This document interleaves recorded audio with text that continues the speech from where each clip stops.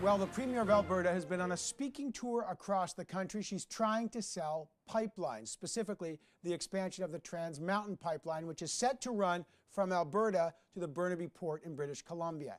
Now, the pipeline, of course, was approved by the federal government, but it's being challenged by various Aboriginal groups and, of course, by the government of BC. Will this project ever get built? Let's find out. Premier of Alberta Rachel Notley joins us now from Vancouver. You know, it's kind of strange, Premier Notley, is that you're the NDP Premier of Alberta, but your toughest opponents are who? The NDP. The NDP Premier Horgan in British Columbia. The new federal NDP leader, Jagmeet Singh, he's against the pipeline. What does all this tell you about your own party and this issue? Well, you know, here's the thing. I mean, there are many things, many issues where I share the same opinions as the federal leader and John Horgan. There's no question about that. One thing that I also believe that maybe and where I'm putting a different priority on this than those two is I believe that as a New Democrat, you can't engage in any kind of major public policy initiative that forgets working people, that puts working people last, that is cavalier about the impact on people's ability to keep a roof over their head and put food on the table.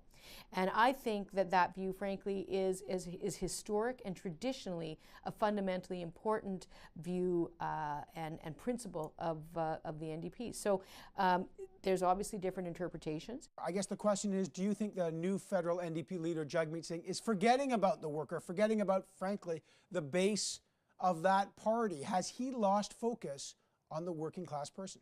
Well, I absolutely think that it's not only about forgetting about the worker. What it is about actually coming up with a climate change plan, an environmental plan that is slated for success.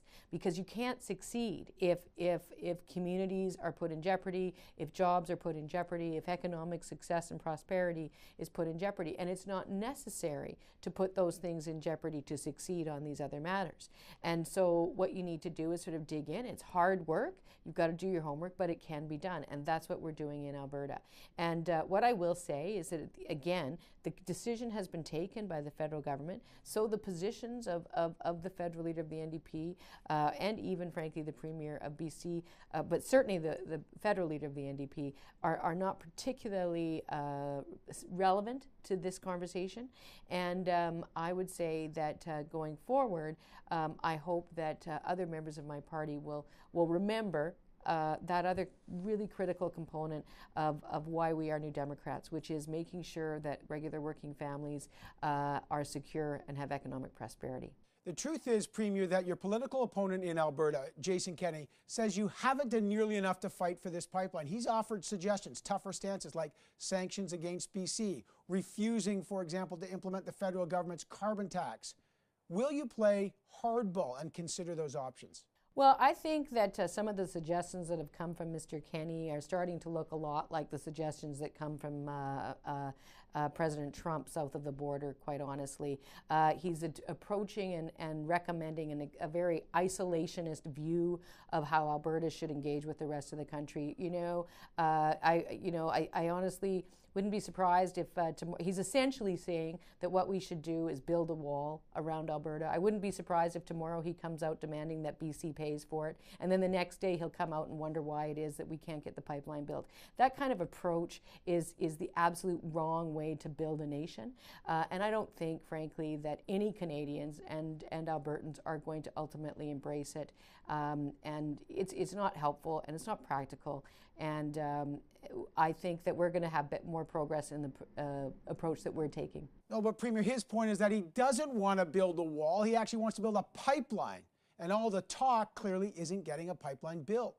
But he's not going to. His point, with the greatest of respect, Evan, he's just not going to build a pipeline by crossing his arms, sticking out his lower lip, pouting, and then somehow suggesting that the answer to it is to ask Kinder Morgan to actually stop shipping what they're already shipping in order to get this done. I mean, none of this makes sense. It is rhetorical. It's not logical. It doesn't make sense. And that's exactly the same kind of strategy that we see south of the border. And that's not helpful to thoughtful conversations, the kind that we need to be able to always have in Canada to continue to be the nation who we are and have the potential to be.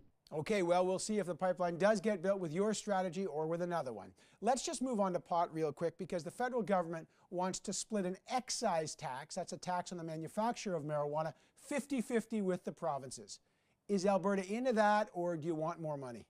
Well, we've been very clear, I've been clear as the Premier of Alberta, and frankly also as the head of the Council of the Federation that speaks for all of the premiers, that that particular proposal is ridiculous, and that we do not support it. The vast majority of the costs in implementing the new marijuana legislation falls to the provinces, and so it makes utterly no sense that the federal government would arbitrarily take 50%. They have said all along that this was not meant to be a revenue generating process, and so don't treat it like that.